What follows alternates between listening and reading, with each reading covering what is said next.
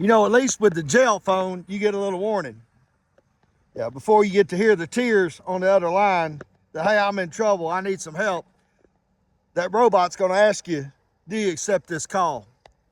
And then you got the ones where it's a loved one, or the baby, or the daughter, or the wife, and they call, and they give you the warning,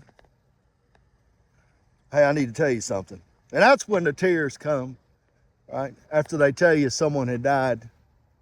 But yesterday I picked up the phone, hello, and it was immediate tears.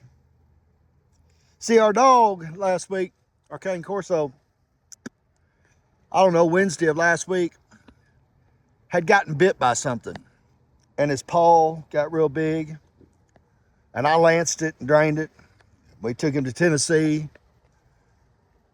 And then the meat started falling off his foot. He had been bit by some poisonous snake, right? And yesterday when Missy come home, she found him laying still, and he had pooped on himself. And I was in Little Rock, and she had to drag him to the car, and she found a veterinarian to take him to. And she was boo-hooing, right?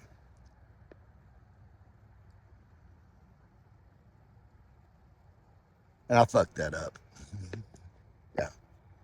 Because when I came home, I felt like the dishes should be done, this and that. And I showed my ass like I always do. I'm incredibly talented at. Probably had some good meaning behind it. Probably the wrong timing, right? Most likely the wrong timing. And timing is very important. And timing is something that we practice in mechanics.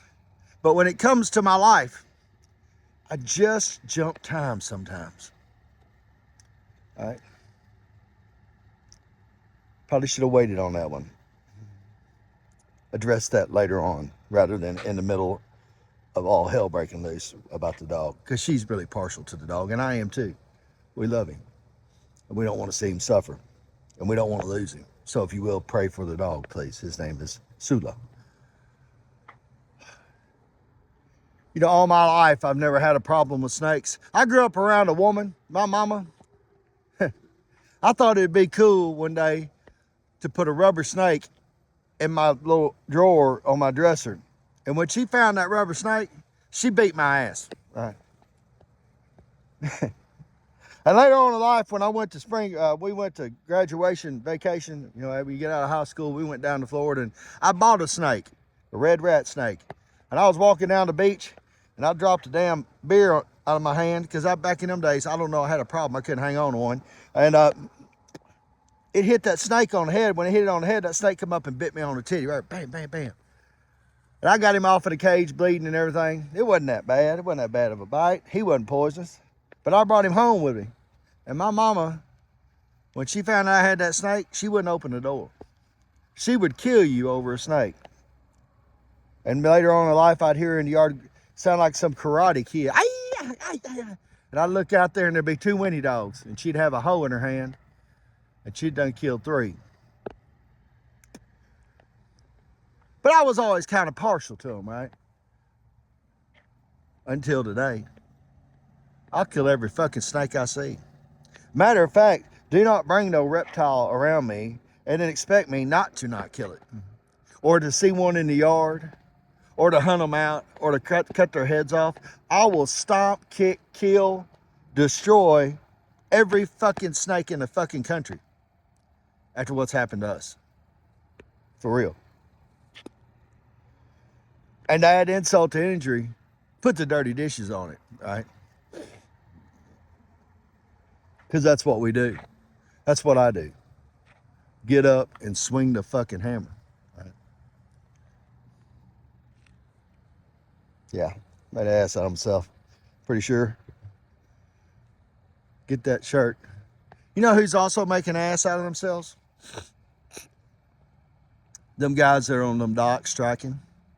You know, they gave them they offered them like, I don't know, a 55% pay raise, which would be like, I don't know, $60 an hour, base salary.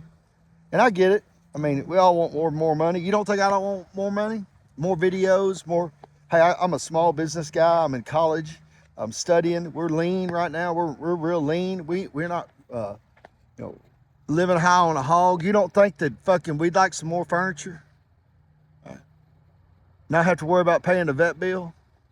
I mean, every motherfucker in the country could use some more money. And just because you think you deserve more money, you're going to shut the country down. And I'm going to tell you exactly what that's going to do, okay? And I don't want to hear you crying later down the road. They are going to go hire some people that are willing to work for $30 an hour, and they probably ain't going to look like you. Matter of fact, they're probably going to speak another language. And then you're going to bitch about the loss of American jobs. You're going to bitch about the border. You're going to bitch about everything. And you know what you can do? You can all get together, all 88,000 of you, and y'all can bitch each other out because it's your fucking fault. All right? And everybody in the country is watching this, especially guys like me that fucking have positions, companies, fucking, you know, scraping this, robbing Peter to pay Paul, while y'all fuck around and decline an offer to make almost $60 an hour because you want to make $100 an hour, right? And you're not even, listen, this ain't even a fucking technical trade. You have no certificate. You have no education. This is just a union book, right? And now we begin to understand just why the Republican Party would never want to be involved with a fucking union. Because y'all are a bunch of pompous assholes. Spoiled kids. Couldn't beat yourself out of a wet paper bag for the majority of it. Can't touch your toes. Right? While other motherfuckers like me, and by choice, not just fucking just because it was the way that God set it down on the day before he wrote the book, right? Jason had to be an ex-con. Jason had, no, these were my choices. And much is the same for me to go to school and run trucks and speak and everything else. But just because I made a choice to do all that,